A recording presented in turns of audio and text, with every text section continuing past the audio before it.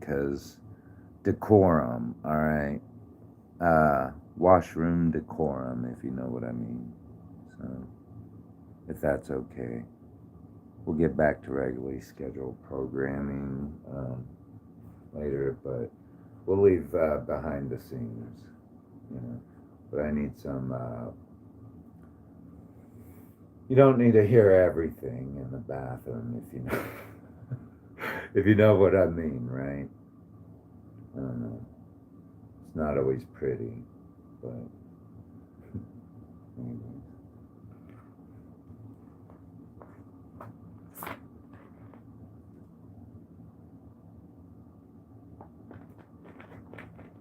I wish I had music that I could listen to, but I don't want copyright infringement, so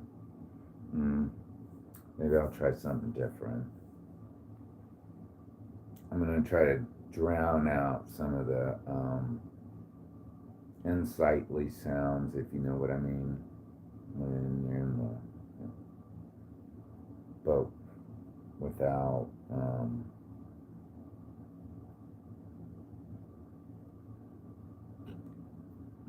just so you don't hear me, you know, whatever, yeah, but can get embarrassed. Don't want to go to the men's room and find out what's going on in there, I guess, yeah. Anyway.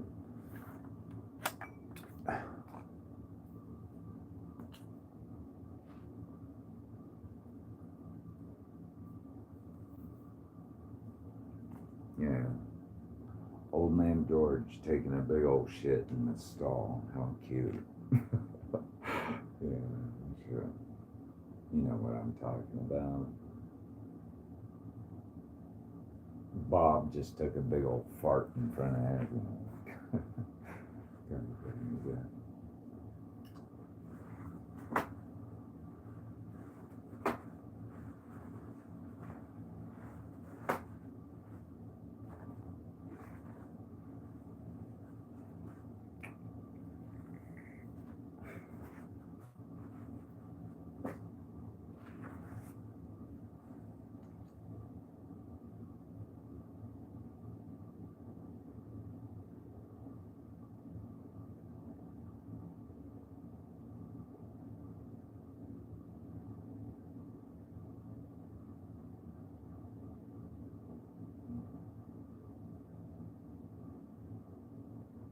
Somebody who thought it would be easy to drag your name through the mud didn't realize that people have a way of sensing who you are based on your aura and the energy that you give off. And you luckily have this very angelic type of energy. You have this energy where people can feel and can sense the pain that you had went through, and they know that there's more to the story than what is being told about you. Somebody who thought it would be easy to drag your name through the mud.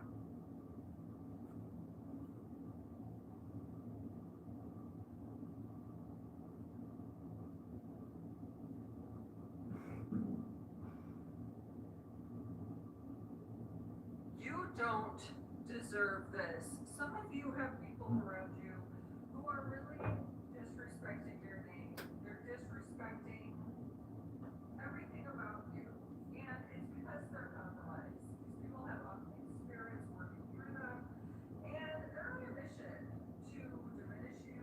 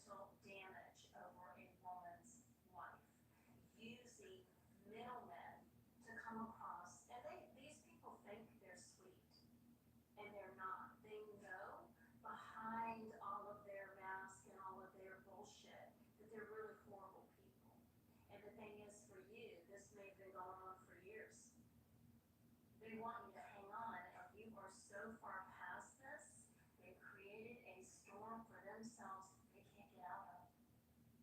Okay? So I am getting for you to stay in alignment with the Holy Spirit, with your wisdom, right?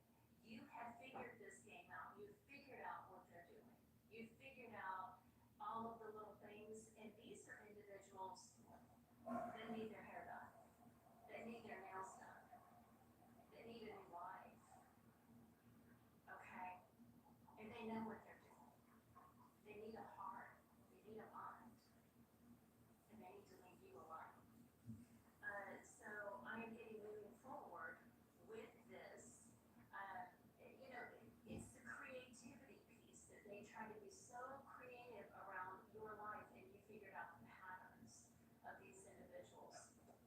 This vengeful being behind all of this, the masculine that has put the force into these individuals that have done what they've done. You know, in all areas of your life, there has been a performative group that has attacked your life. Meanwhile, they're trying to traffic the collective, okay, as well as sell anything on the black web. It is an entire program. Epic fail is what I am getting on this one, okay? So the thing is these individuals can't touch your looks. They can't touch. It's a whole group that did it behind one's back. And none of these individuals, you see how this individual is cloaked, turning away? They wanted this person in the dark. These groups, this group and tied up, I cannot make it up. This group can't hold a candle to you. And so all they can do is tons of different things every day, week after week, year after year, and get nowhere because they can't touch your energy. And they never will be able to. It will be a money funnel into nowhere forever. All right, this is you.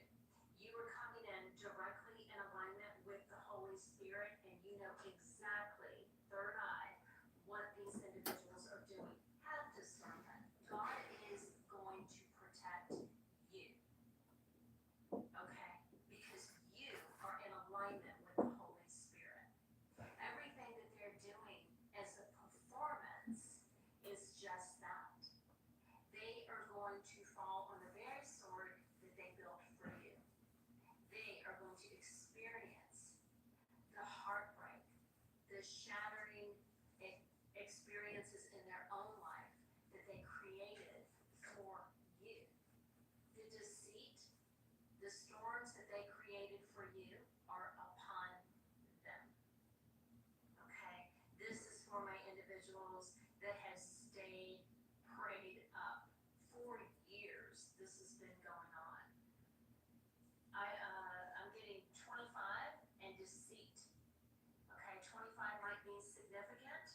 And now they're all tied up in the deceit that they created for others. And the curtain has been moved, and these individuals have been exposed for every single thing that they have done. And there are people that are lying through their face, and people know it. These individuals attacked a family. Okay, they started this a long time ago. For you, it may have been when you were much younger, and now these people are being caught. They have targeted other people. This is a massive, massive situation. All right, you have a new, beautiful, valuable life ahead of you. Do you see how bright it's getting behind me? It's like a fresh new spark Whatever. is here for you. Whatever. Stress. Don't take on the burdens They're of gonna what someone burn else the witch is when they doing kick me around out of your here. life. Okay? God is answering everyone right now, good and bad. No. So I'm getting a bit of get out of the way. The transfer, there is a transfer. This is a transfer of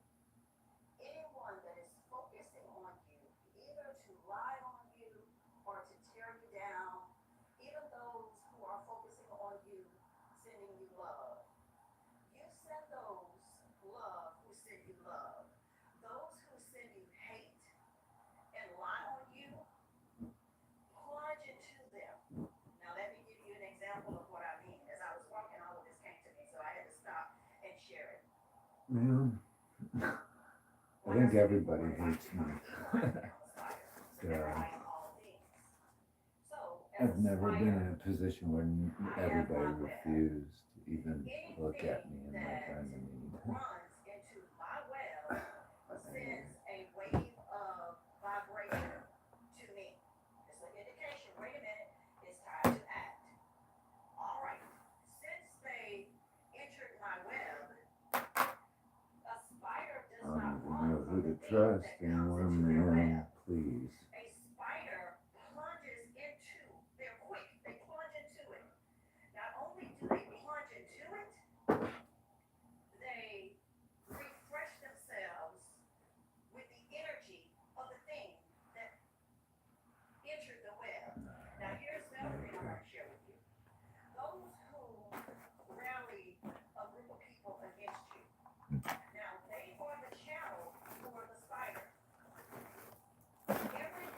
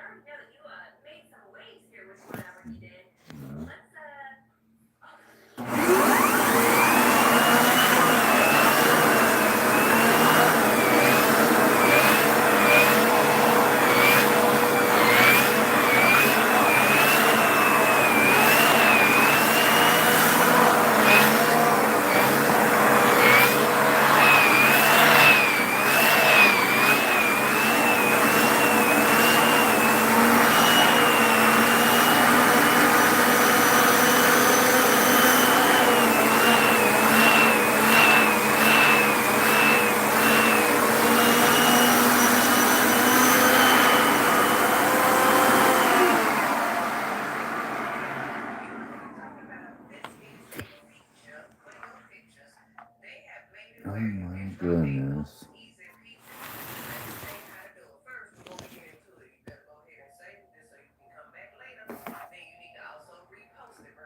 Why are all the black folks doing this stuff now? Is this like the new TikTok thing?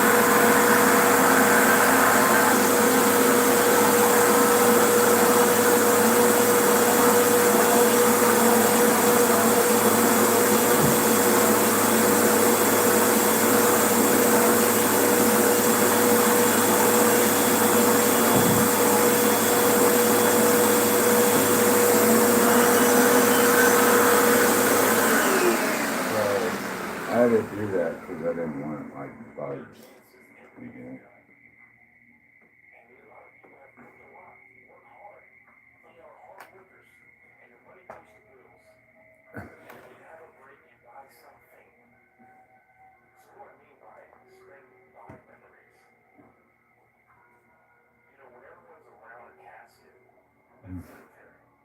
No one's talking about work. There's only two things I hear people talk about, and it's always in the same order. Number one, everyone tells stories about this person. A lot of people don't know so much about them. Everyone gets different perspectives on this person, and realize the person who you're actually burying, this person in the casket, was someone different for each person. The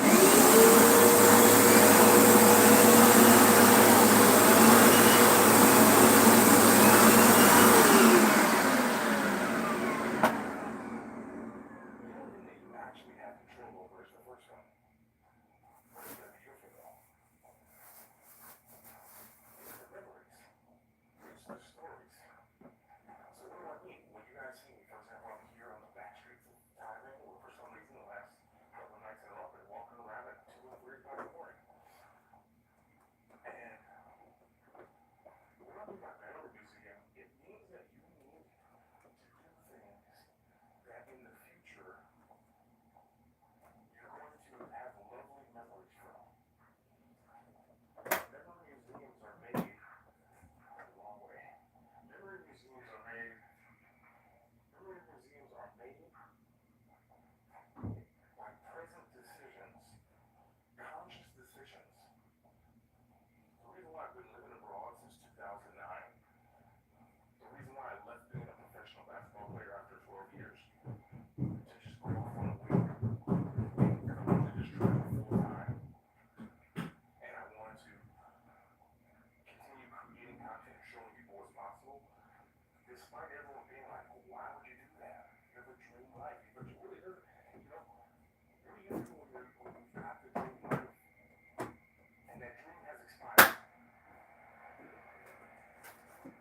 For me, I couldn't play basketball anymore. I was at the peak of my career at 13 years old.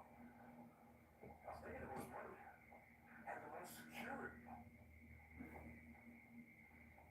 But it's like when you have this desire for more, you have this desire for more, my friend, that's the sign that you keep saying, I think there's a sign.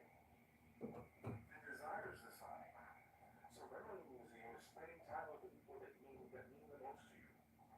Learn things that you're going to love. Because it's only by doing that that you actually can have these feelings brought up in you.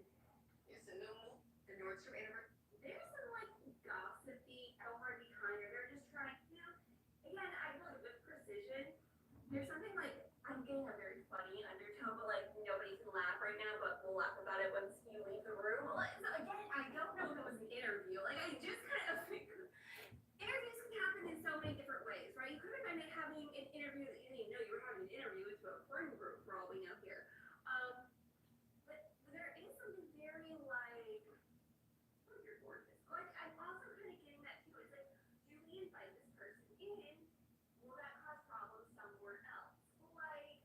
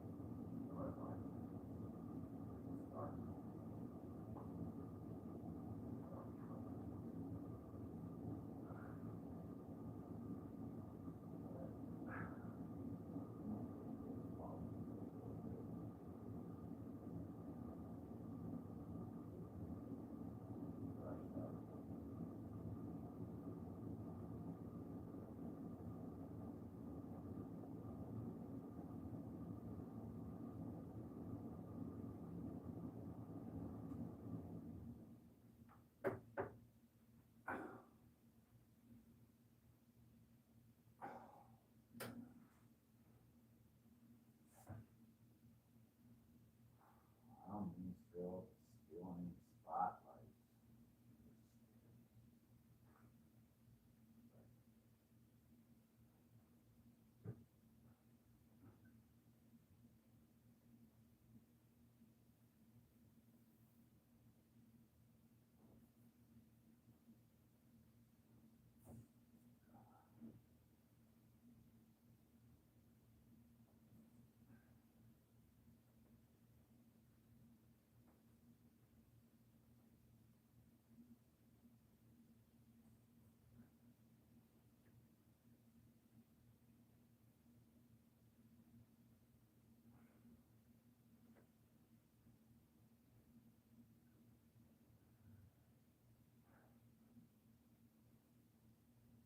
I'll try to talk to you with a mouthful of cake.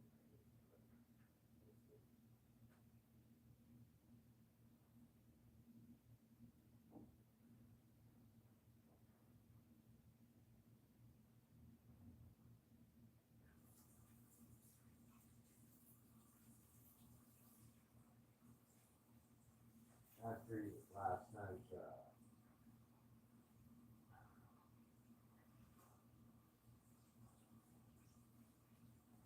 art project I've been working on, I think my face is all twitched.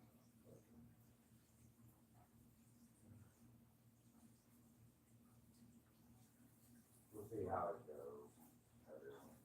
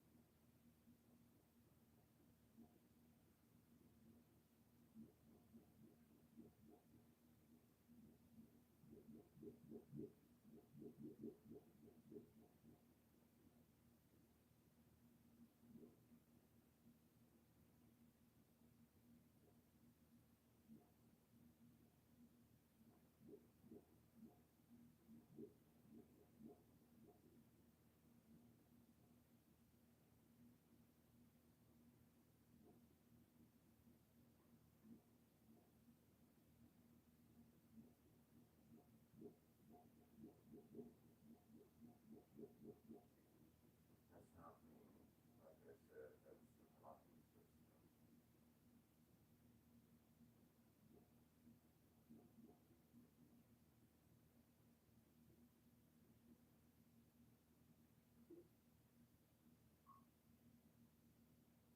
Just so everybody knows I'm not doing anything weird.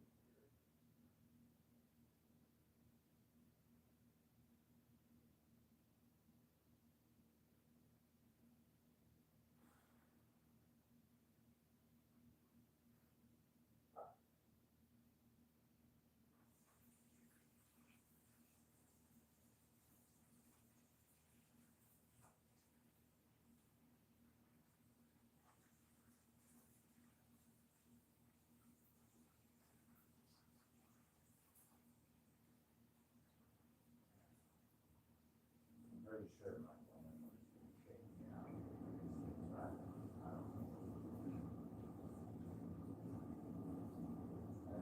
I think I'm gonna burn the witch on that day.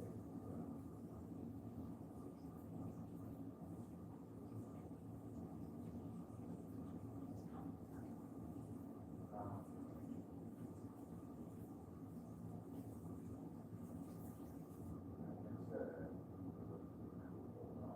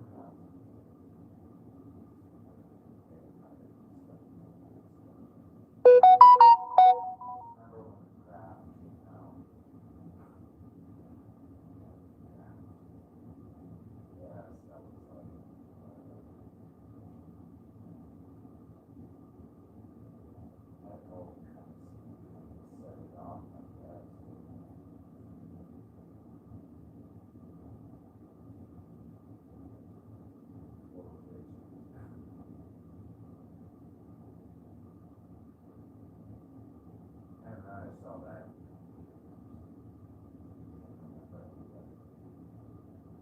It's all with my aunt and sister.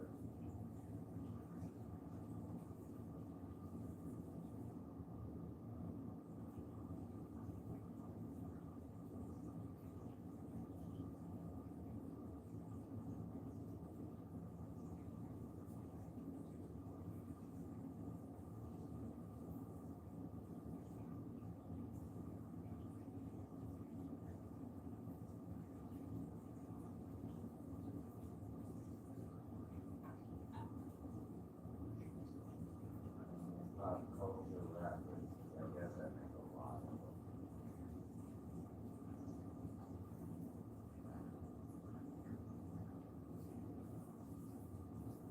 I guess we put up some.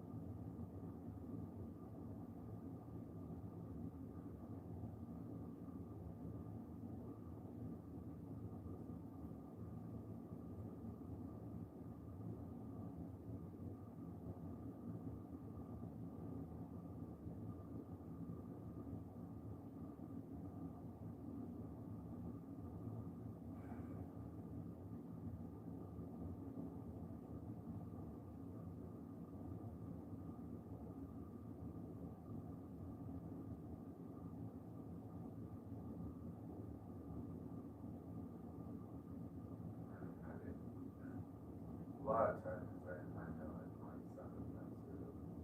The things I say that might spark more awkward than whatever.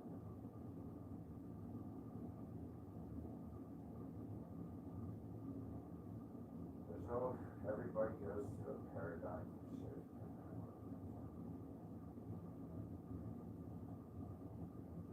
But you want to start.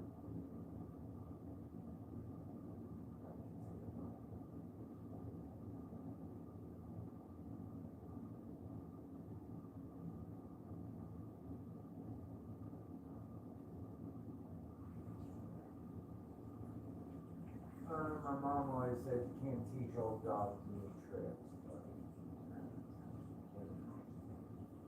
I don't know if that's true, but oh well. I'm sure they're pretty secure what they know like that when it comes to experience.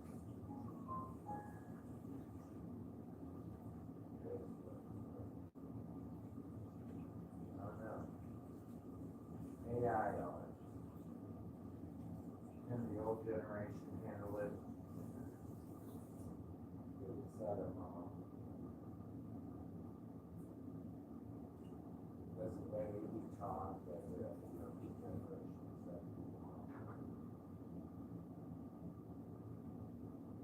Is Archie Bunker cool or was he a jerk?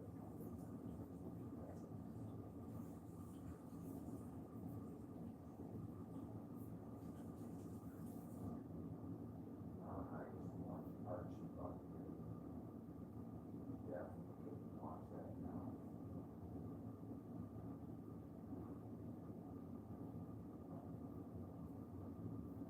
Like while watching Birth of a Nation. Yeah, great.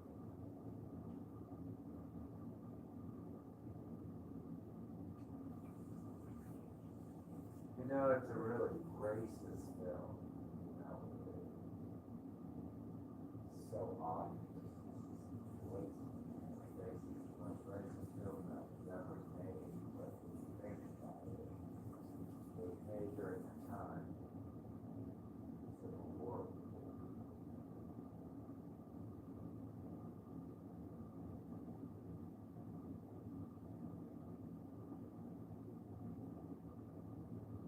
They documents are all we have did is that. Even on my mom's side. Our family, we're not always good people. I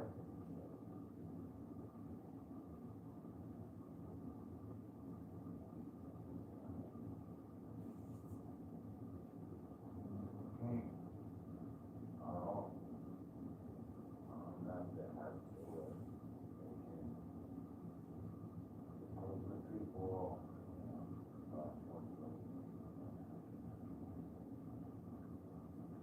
you know,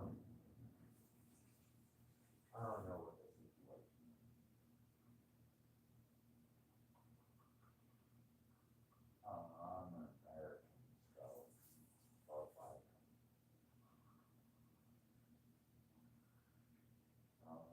much about a lot of that history. Not something you learn in school, really, once you go to college. Well, they teach you that shit in high school.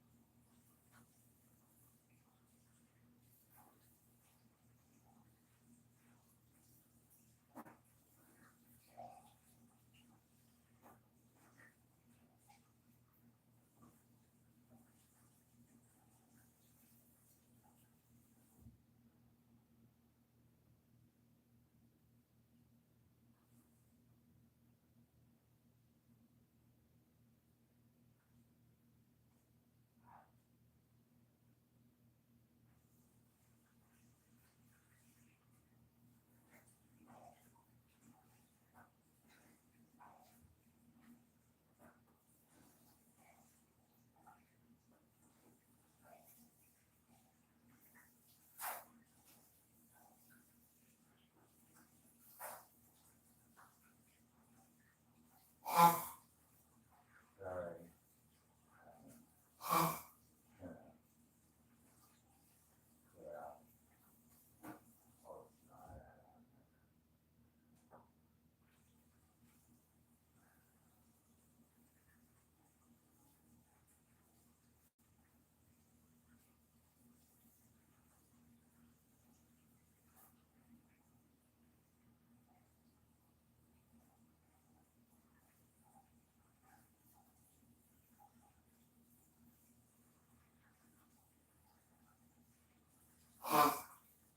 When I was younger, I always wanted to go to Harvard.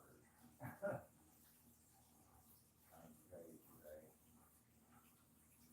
That was like,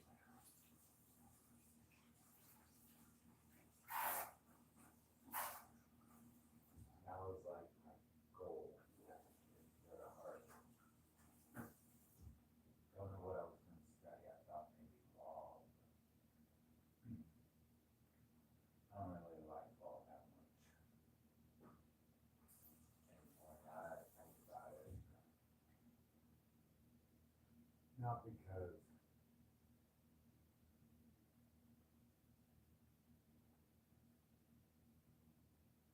I don't believe in the rule of law or justice or anything.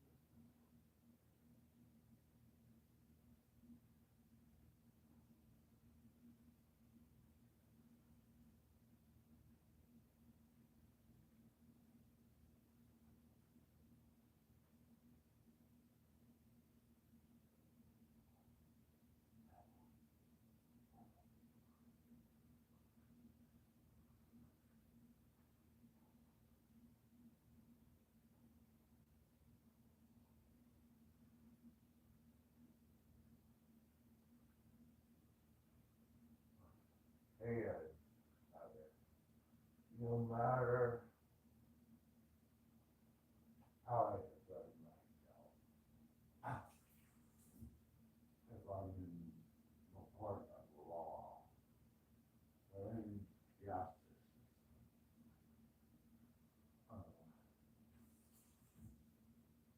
would I give fair trial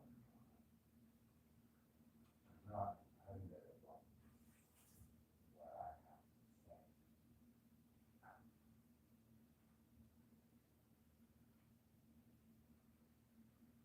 That's probably already been decided when you had it discussed and brought up. And we don't have whoever's in charge at some point in time. To decide what the best mode of action.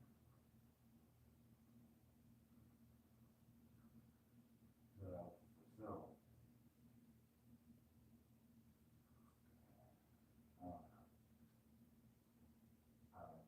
Disciplinary action.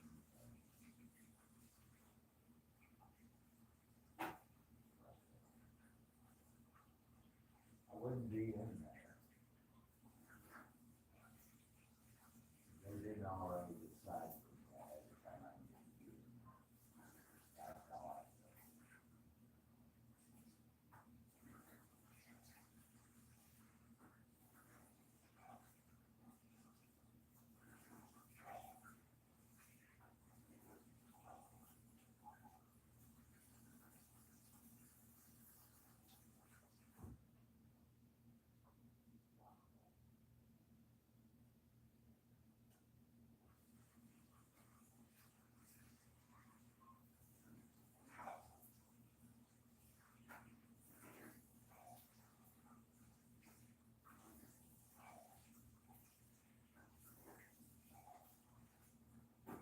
So yeah, I could bitch and moan at the judge all fucking day. And act like a cunt and pretend I know everything. But ultimately, he's already made his decision long ago.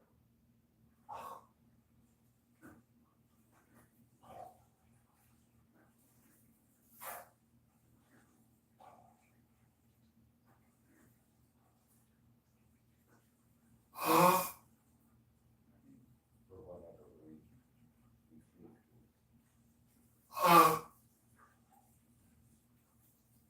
It's not like I'm trying to evade it.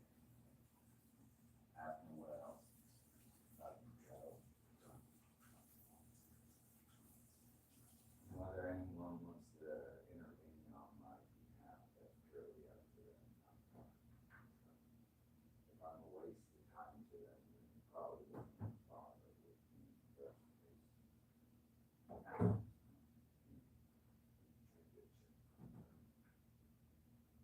I'm not powerful enough in the court of law.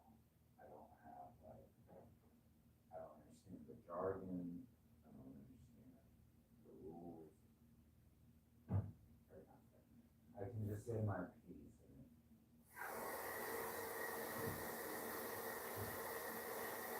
and if that's not good enough, then I don't know what else.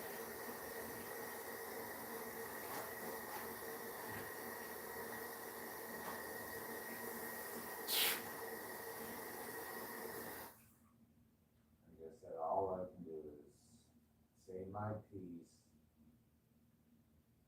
And if it's not good enough, there's nothing I can do about it. So,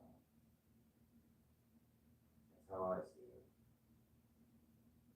I used to try to fight being a retard. So I'm a mentally retard, weirdo, whatever. I used to try to fight it because I was like, I really don't want to be the mentally ill.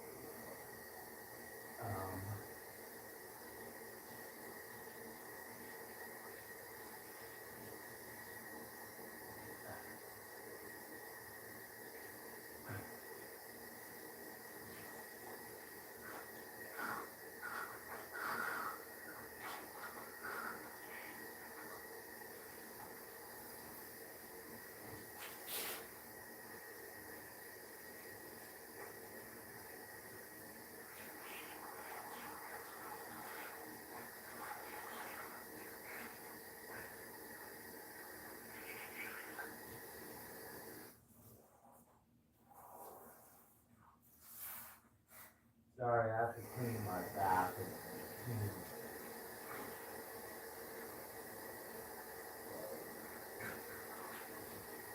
have to clean it more than the average person.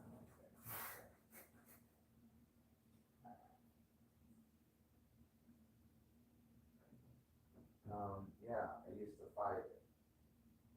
I took the, not seen this, so on his little retard. So, I'm a little retard. No, I don't give a cat crap. Yeah. Who doesn't have something or another?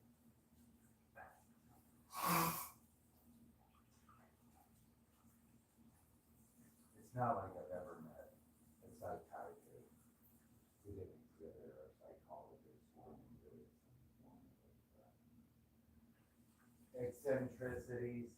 Would you put it eccentricities? Put it like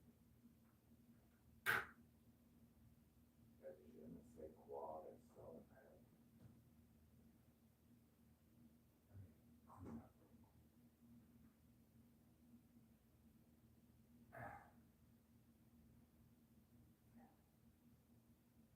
They say Americans shout a lot in public. We're not very quiet. We're really loud people. I guess people can see that as being offensive in some cultures.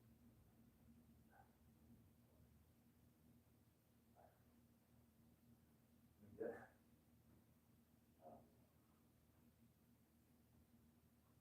If you're not over the top, I guess you're not American.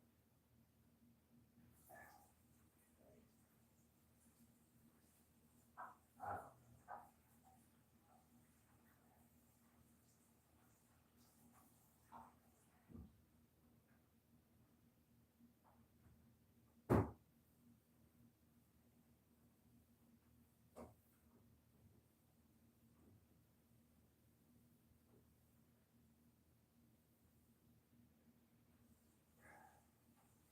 We don't challenge conventional norms to some degree.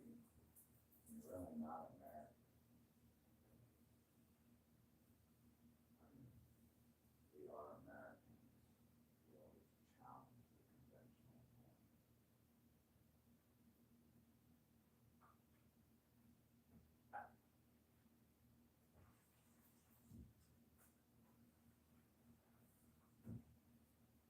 Probably explains why everybody wants to come to America.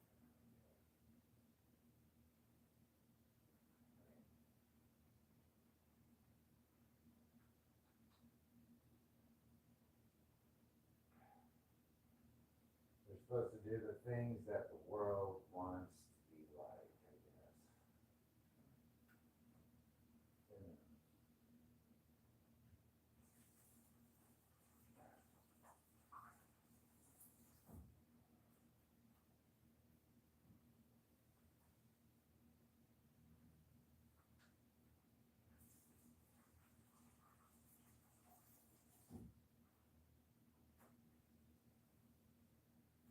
Not too many cultures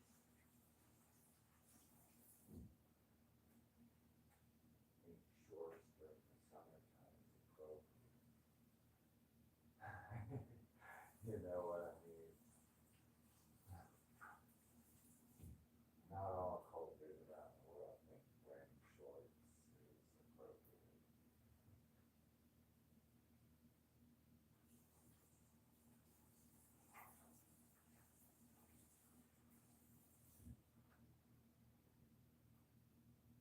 Until they come to America.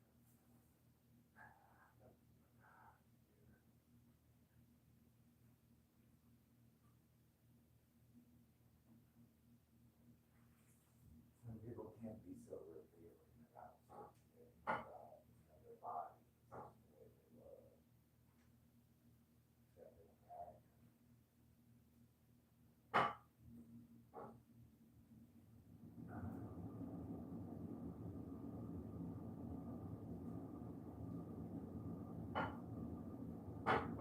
Some people are a little modest in their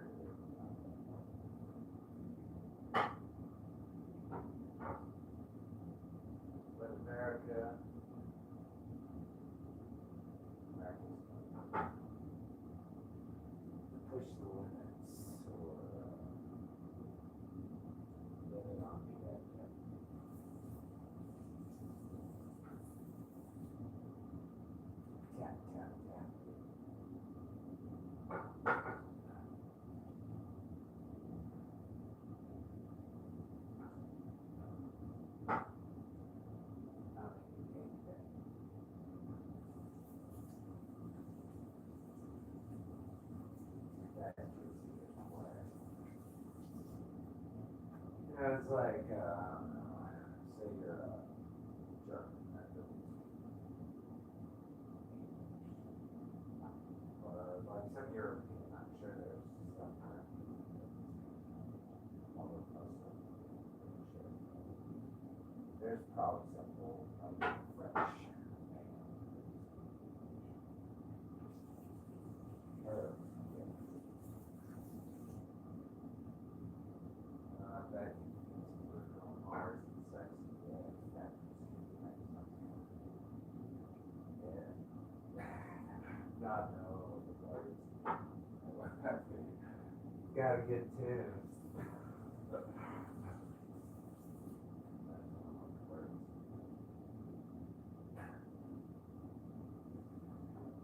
One time I saw this video, I don't know, it was a Dutch video. It was a commercial. I can't remember it, but Dutch thing. I think it was a Dutch thing. It was sitting, and all of a sudden a really hardcore American rap song talking about all the mob and wow, this is cool. I was like, oh my God, it's pretty. I got this.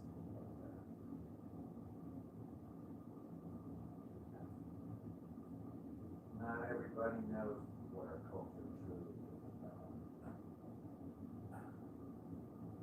They have this image of what it's about. They don't really know what it's about. I don't know, they always said that the British are the ones that really pushed the edge. Like I said, I always think America is. Even though they say we're about ready to learn and pass the news, I always feel like America really pushes the edge all the time. Because we're always ahead of the curve.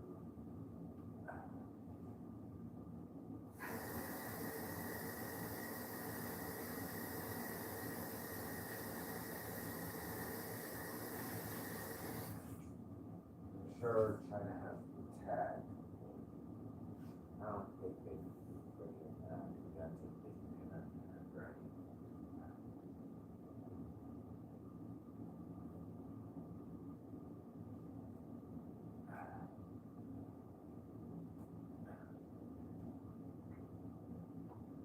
I mean, they have their own internet, but they didn't invent the internet.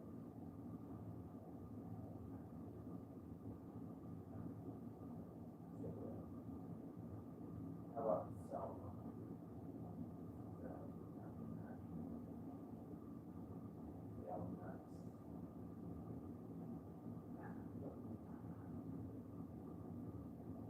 Like I said, everybody loves American confection. Is that correct?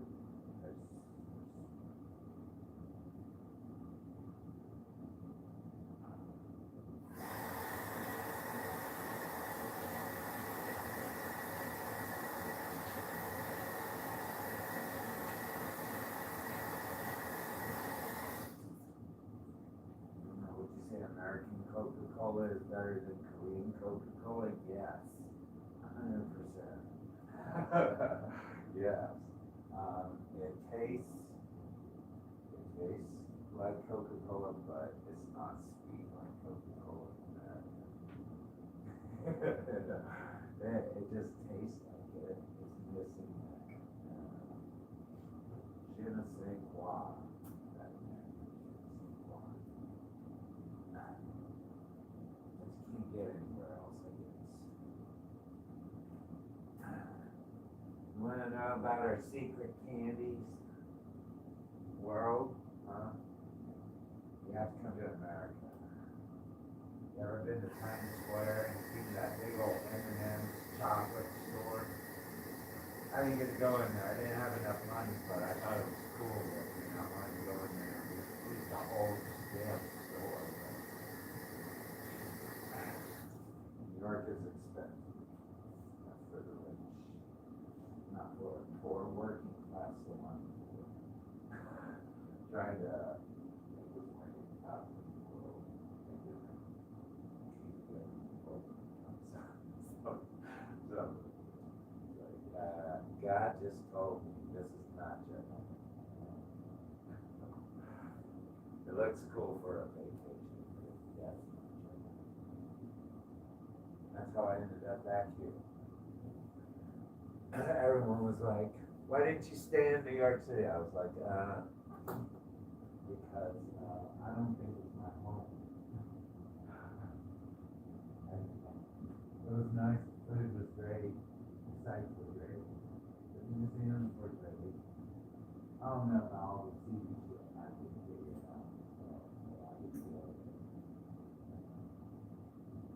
The stores were good, I did go to such museum though, Keith Haring. Keith Haring, some recognition for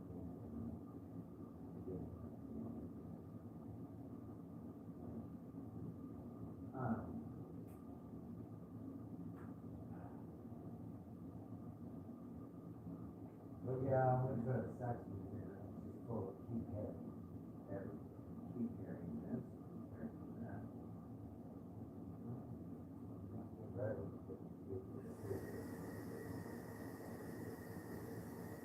Because I've heard about it. I've seen a lot of his artwork, but I didn't know how important, legendary my iconic was. I knew it had got me.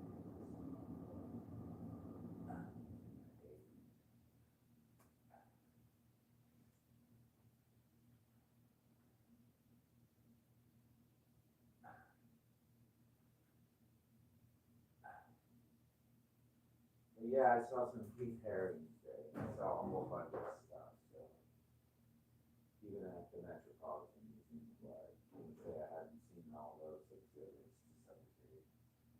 The ones you always see advertised on the like the big old Polynesian thing, and Chinese.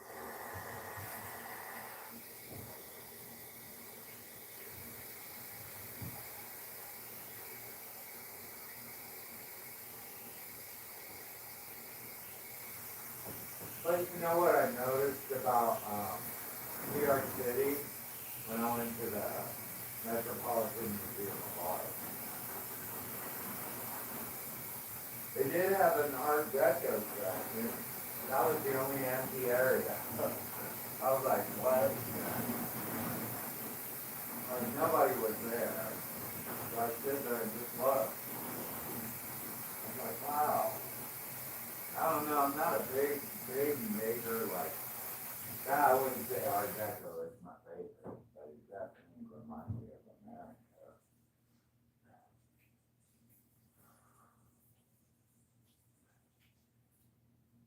I mean, I wasn't gonna stand there and watch the woman breastfeeding her child in front of the Virgin Mary, lithograph or whatever from Renaissance Italy in 17 whatever.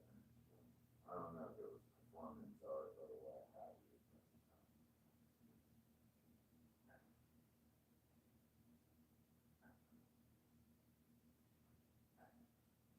New York City, you don't know what you're coming across.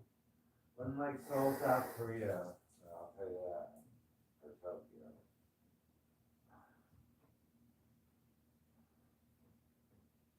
People just, I don't know, when I was in New York City, I didn't feel like everyone was just kind of hanging out, when I was there. I always felt like I was being rushed to go somewhere. It's like, they're always on the go, everybody's like,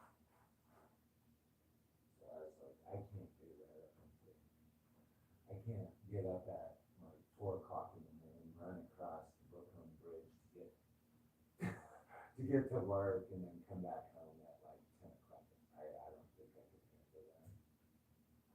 That's a lot of work for me to just get from one place to another and spend my whole day up there. Not saying New York City is not worth it, but it's just not for a Kansas boy like me, who likes to sit there and watch the fucking clouds,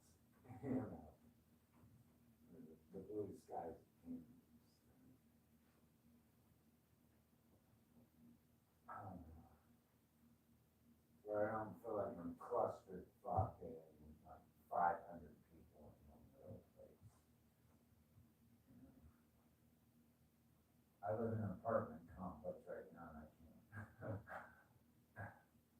Let's just say, obviously now, you know, but it is what it is. It could be worse. Could be worse. At least I have a place to live for now, for today. I'm sure I'll get kicked out anyway. So.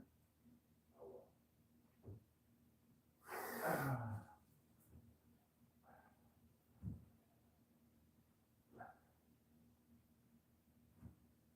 Could be worse, I guess. Could be homeless in New York. Right? That would really suck. At least I know where to go in Salina, I guess. I've been here long enough.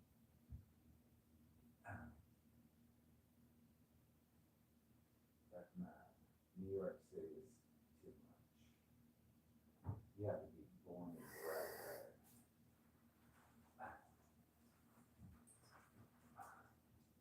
If you're not part of New York City, then you're just visiting, I guess. That's how I see it. If you don't know anything, yeah. It's like Lawrence, Kansas. Yeah, you know what I mean? Lawrence, Kansas is college town. After whatever the school semester, I'm assuming not everyone stays in New York City. You know what I mean? They might return later, unless they've been born and bred there. But the vast majority of people in New York City are probably not from there. I can't imagine.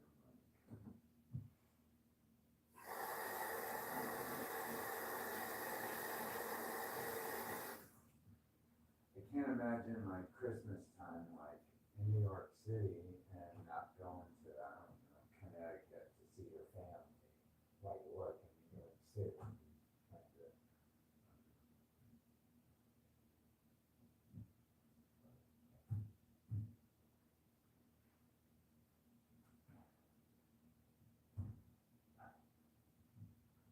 I don't think I could do that. I don't think I could do that game. It's too much stress for me.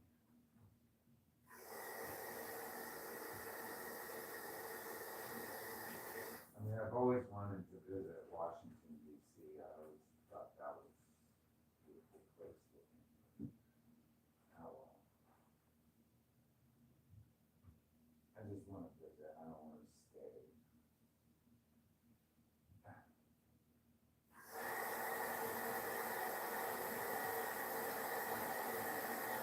But I definitely don't want to meet the president. I don't want to meet President Trump because he scares me. Because he's so powerful.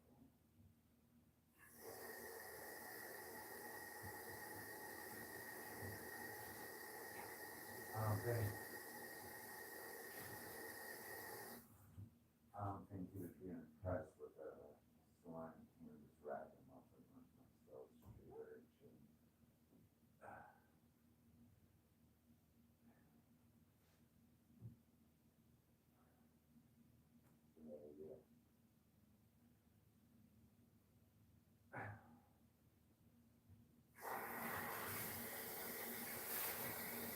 Or any president for that matter, on the Democratic side or the Republican. Any politician that is high profile.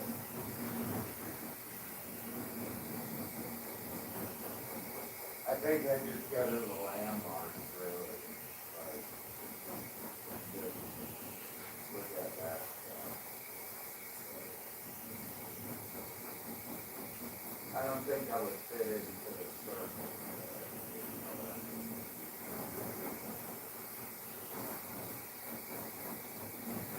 I still have a place. I'm comfortable.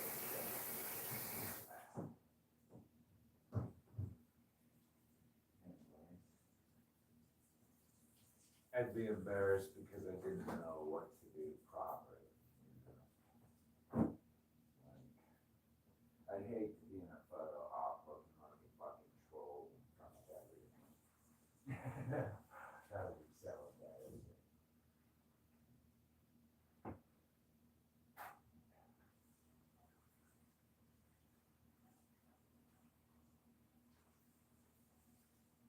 don't know. I'll just go to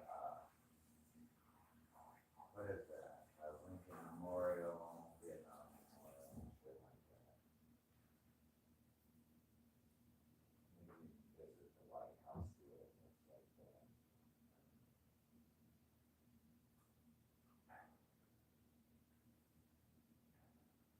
I mean, I didn't see the Statue of Liberty in New York City. Although I wanted to, I saw the Statue of Liberty from the airplane. I think it was closed off at the time.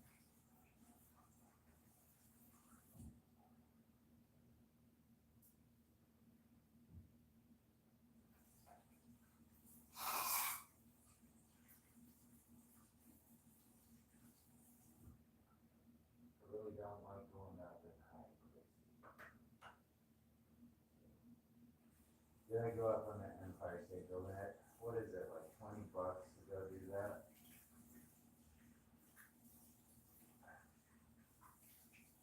That's like 3 hours of me working in the factory. You know, 3 hours working in the factory. Maybe 4 hours working in the factory.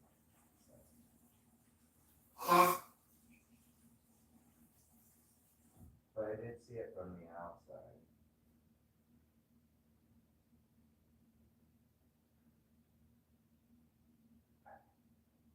Unless I'm able to go into those spaces, I really don't try to crash it. Some invited or something. I think most of the time I'm just doing the check.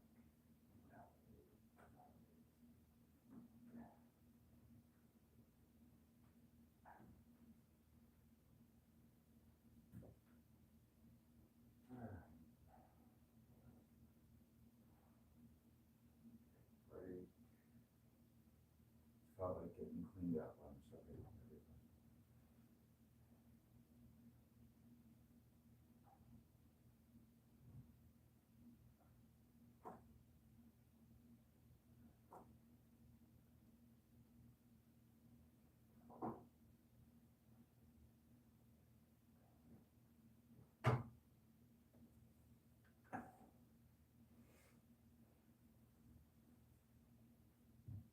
I don't know what's great about social media and calling out people like politicians on it. It's like there's probably 1,000 people that do that every year. You know, they're just like whatever. I heard it.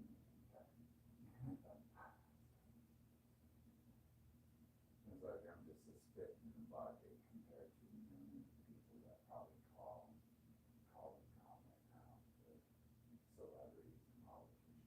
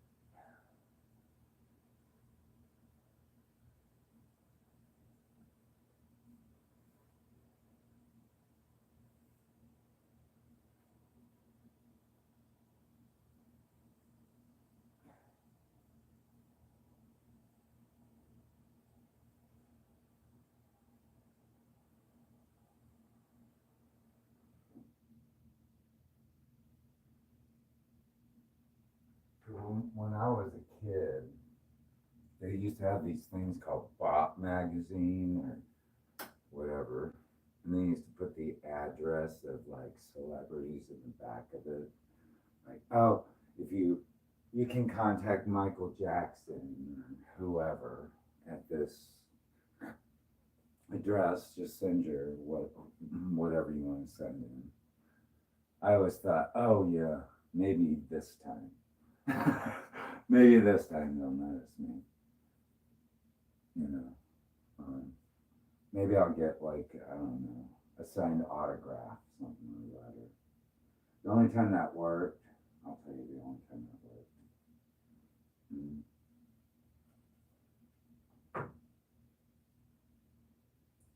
It was me and my uncle, who was married to my aunt, my mom's sister. My uncle, he helped me write a letter to garbage.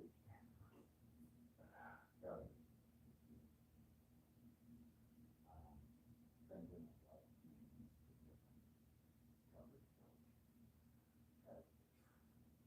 And they actually contacted me back. I thought I don't have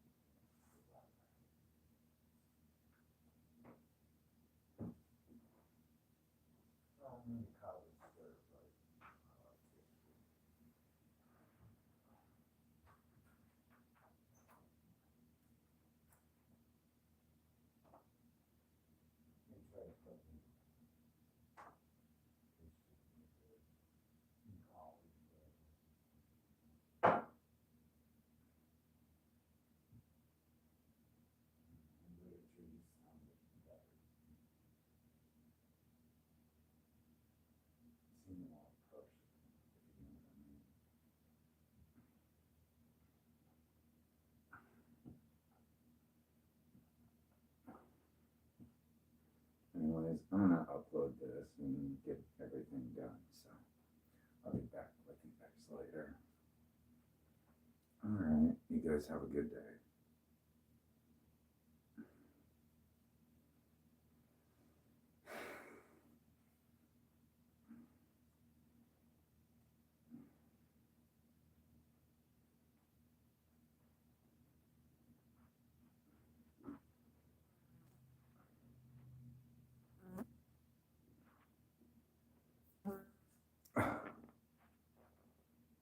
None of them damn bugs.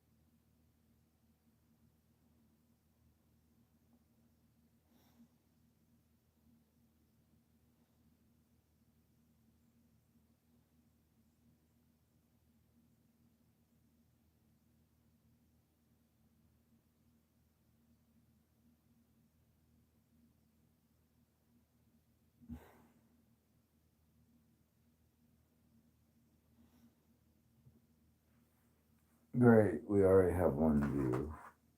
The mercy and killing has begun. Like, at least one of them's ready.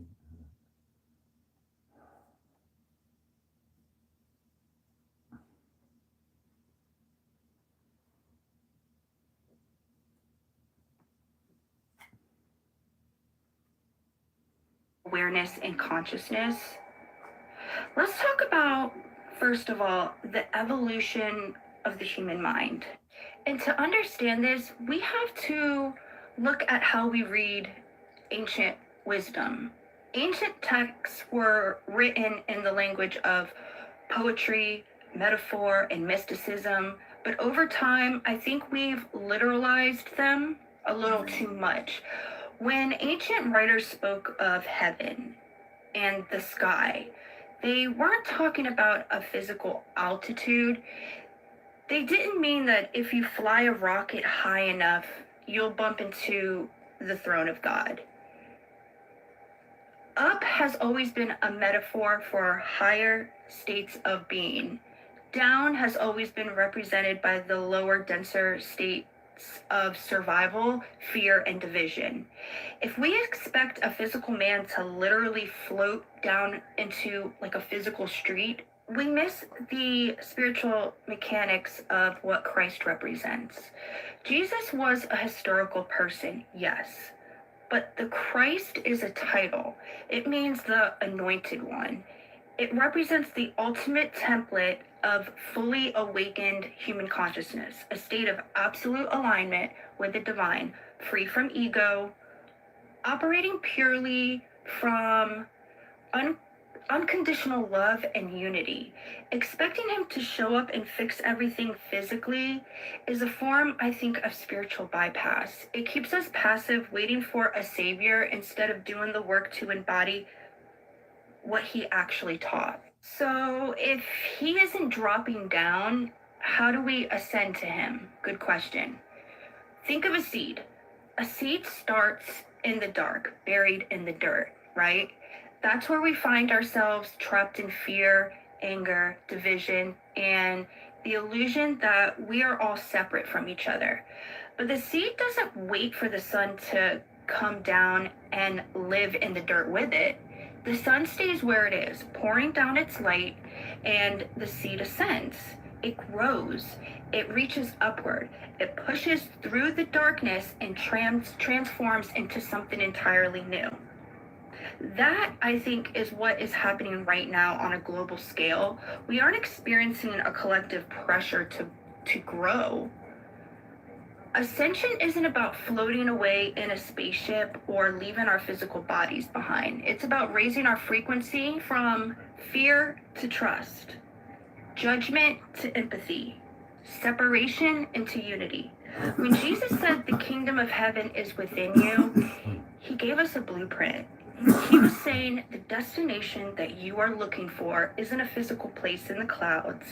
It's a state of consciousness that you access inside of yourself.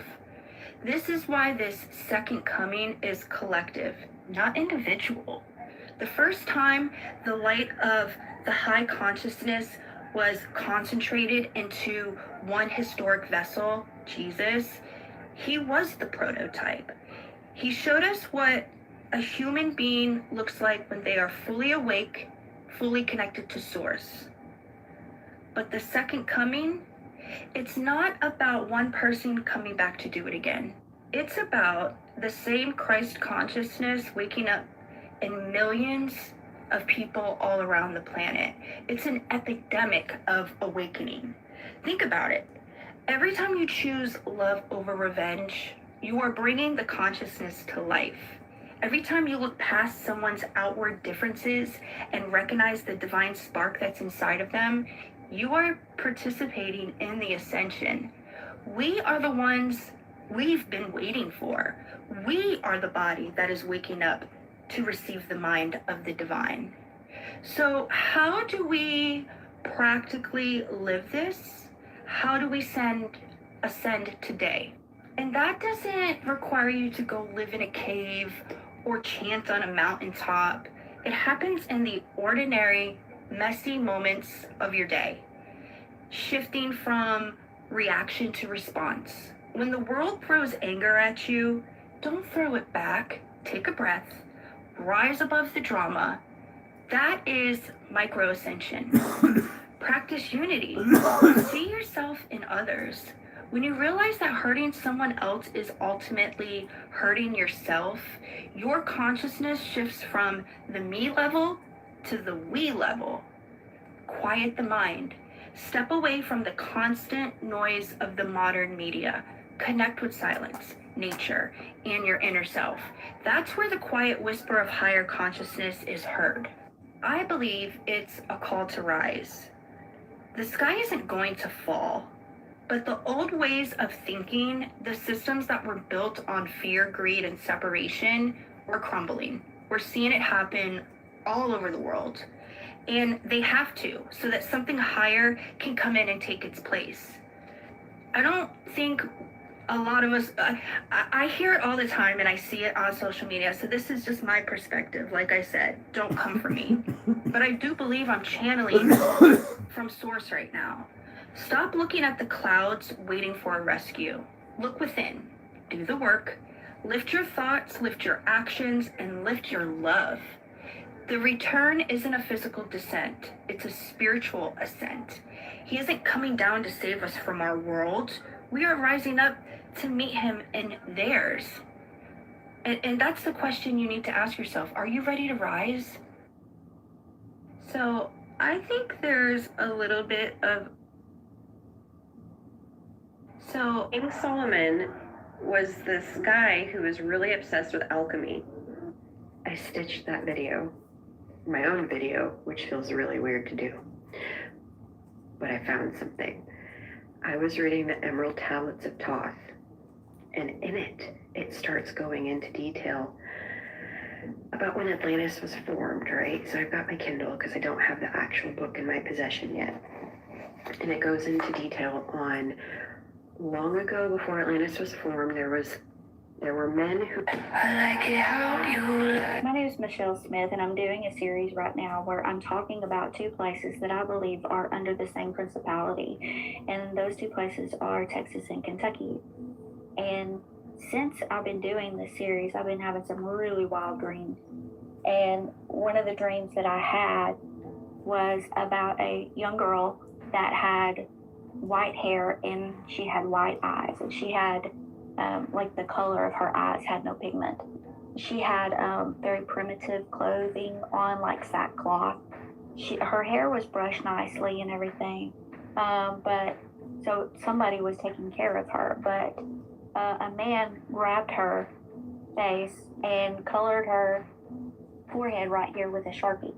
Something really creepy happened that I just have to share because, you know, what better story time, right?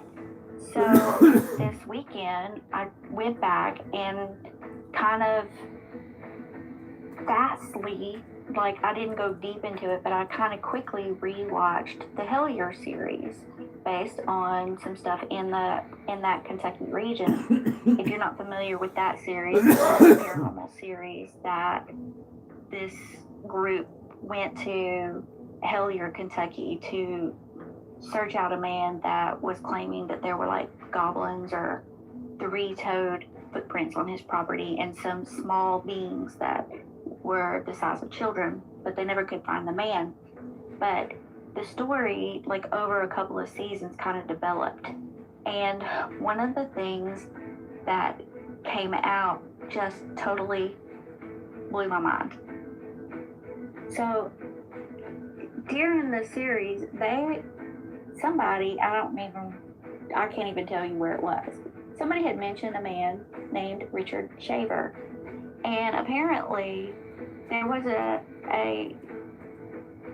was something written called the Shaver Mystery, which was this post-World War II scientific or sci-fi hoax or conspiracy theory written by an artist named Richard Sharp Shaver. And he claimed to have experienced profound psychological and paranormal events that shaped decades of subterranean creature. Look at you sitting there, calm, collected, completely unaware that right now, at this very moment, someone at the very top just asked a question about you. And not just any question. The kind of question that changes everything. The kind that makes rooms go silent and people start sweating. They asked your abuser. They asked the one who hurt you, betrayed you, destroyed you, tried to erase you. And the question was simple, brutal, unavoidable. Do you know who you hurt? And here is the beautiful part. Your abuser doesn't know yet. They have no idea. They think they got away with it. They think you disappeared into the background like all their other victims. They think your name is just another forgotten file in their history of destruction. But someone knows now. Someone at the top. Someone with power. Someone who doesn't ask questions unless they already know the answer. And they are coming. Let me paint you a picture of what is happening right now while you are watching this. Somewhere in a room you will never see, there is a conversation happening that your abuser never saw coming. Their name was mentioned. Their actions were questioned. Their past was pulled up like evidence at a trial they did not know they were attending. And the person asking the questions, they are not asking because they are curious. They are asking because they already did the research. They already connected the dots. They already know what happened to you. And now they want to know if your abuser knows, if they understand, if they have any idea what kind of storm is about to hit them. Because ignorance is no longer protected. It is just proof of how blind they have been. Your abuser thought they were untouchable, didn't they? They thought their position, their connections, their charm, their ability to manipulate reality would keep them safe forever. They thought nobody would ever look deep enough. Nobody would ever care enough. Nobody would ever ask the right questions. But they were wrong. Because someone looked past the surface, past the performance, past the fake smiles and polished reputation. And they saw you. They saw what was done to you. They saw the pattern, the trail of broken people left behind. And they asked the one question your abuser never prepared. Do you know who you hurt? And the answer that is about to come out, it is going to destroy everything your abuser built on lies. You know what is beautiful about this? You did not even have to say anything. You did not have to scream your truth from rooftops. You did not have to beg for validation or revenge. You just existed. You healed in silence. You rebuilt yourself when nobody was watching. You walked away with dignity while they continued their destruction, thinking they were invincible. And now, the universe has sent someone with actual power to ask the question you stopped asking years ago because you already knew the answer. But they are about to find out the hard way what happens when you underestimate someone who turned their pain into power. Someone who became unbreakable while they were busy breaking others. Let me tell you what is really happening behind the scenes. Because this is not just about one question. This is about a system, a structure, a web of people who thought they could operate in darkness forever. Your abuser. They were not working alone. They never are. There were enablers, silent witnesses, people who knew and said nothing, people who benefited from your destruction, people who smiled at you while sharpening knives behind their backs. And for years, this network functioned perfectly. Everyone played their role. Everyone kept their mouths shut. Everyone protected each other. Because that is what predators do. They build ecosystems of silence. But something shifted. Come on in. TikTok one clip template. Channel download. Spirit said to title this The Rejection Letter We Never Sent. The blueprint that completely flopped. So here's a fun piece of psychological trivia for you. Do you know what hurts more than a plan that fails? It's when a plan fails and the person that they were trying to target literally didn't notice until 3 months later because they were too busy living their life, concentrating on them. Let's talk about the karmics for a minute. The schemers, The energy vampires who spent actual clock hours, time that they will never get back, trying to construct elaborate little traps and blocks and spiritual speed bumps just to slow you down. They drafted this entire blueprint to stop your momentum. They brought out the heavy machinery, the subtweets, the weird passive-aggressive energy, the side eyes, and the grand cosmic sabotage. And what happened? They hit the launch button, they held their breath, they popped their popcorn, waiting for the dramatic collapse, and you just walked right past like a misplaced fucking traffic cone. This is the ultimate tragedy of the karmic effort. The sheer agonizing lack of ROI. It's so funny. The need for an audience, as if they were someone important. These people want to be main characters so bad. But here's the secret that no one tells you about people who try to trap and block the collective. They don't just want to stop you, they just want an audience. They want clout. They didn't just want to trip you up. They wanted you to sit on the floor and look at them with those big, tearful eyes and say, "How could you? My grand plans are ruined." They wanted the drama. They wanted the 5-act theatrical production where you react, where you get bothered, where you start spiraling and validation. Seek your way back to them. In what world? In what universe? Instead, they got fucking air silence, and you continue to drink your water, minding your business, and moving towards your goals. Like, they want you to give a fuck so bad, collective. But it's like, who are you again?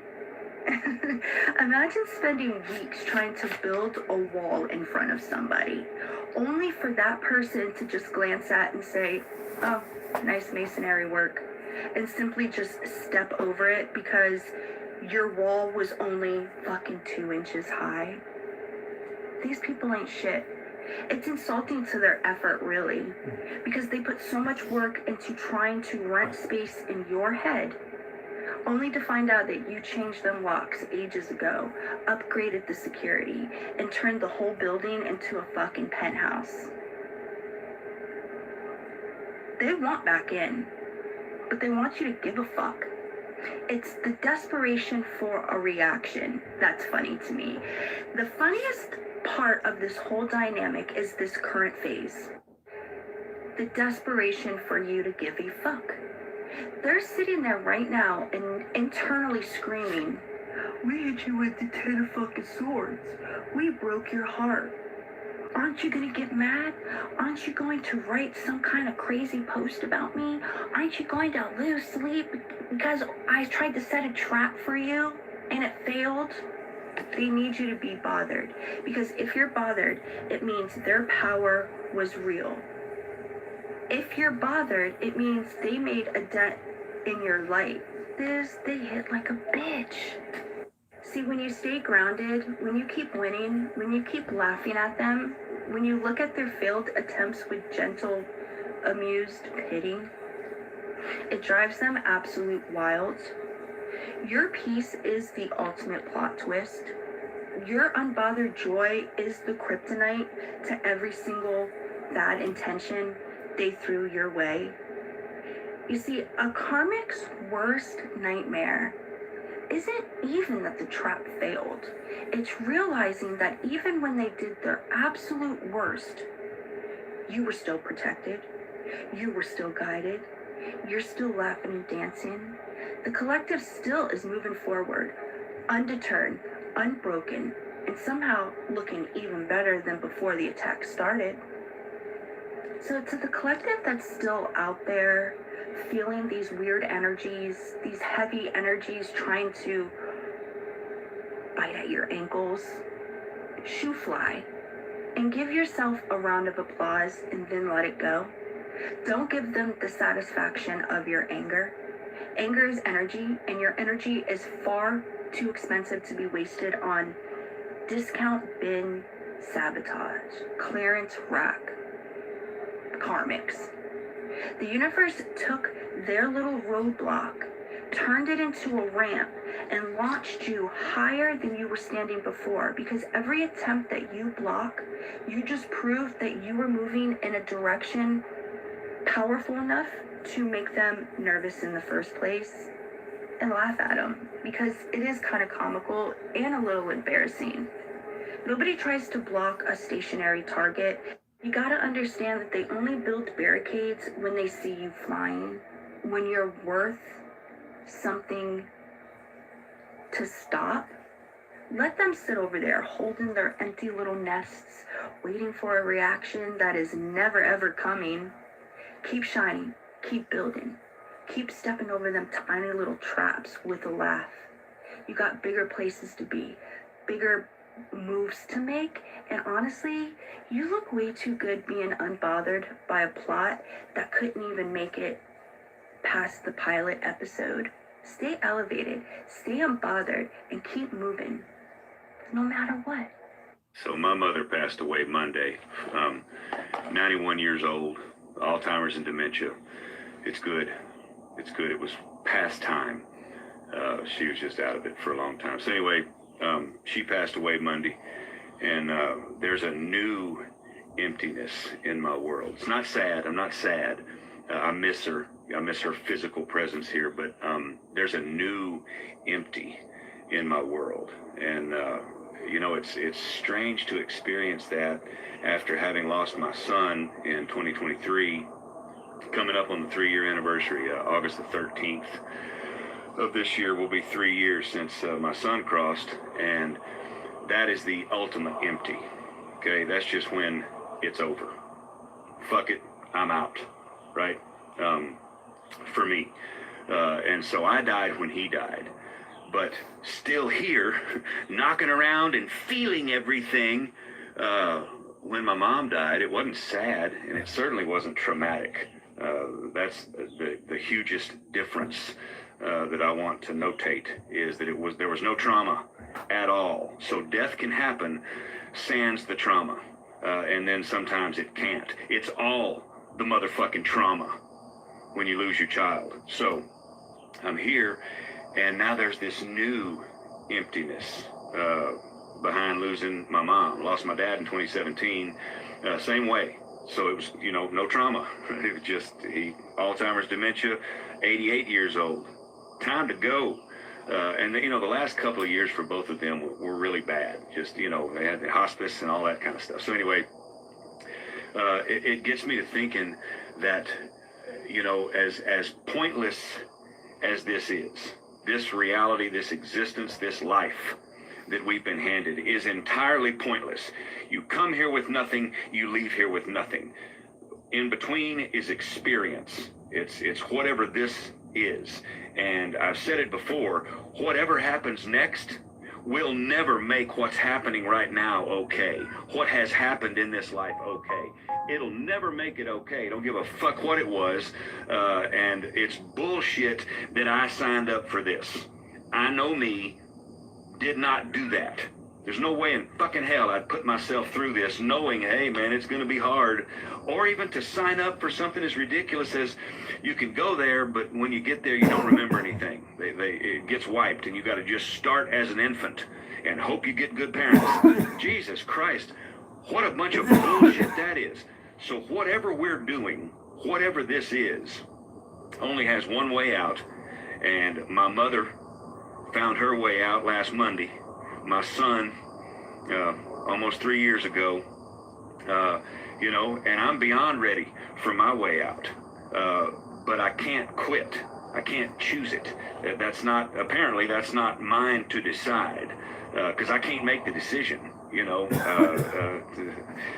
pun intended. I can't pull the trigger because I just, that's not in me. It feels weird even talking about it. So that's off the table. What is the other option? Endure, suffer, manage, keep fucking marching. Does that make sense to anybody? Anywhere? It can't. It can't. If you have the capacity to think critically in any capacity, then you realize immediately the futility of this existence. And I'm not a doomsdayer, and I don't waller in it. I'm saturated in it. I can't. That's just the hand I got dealt.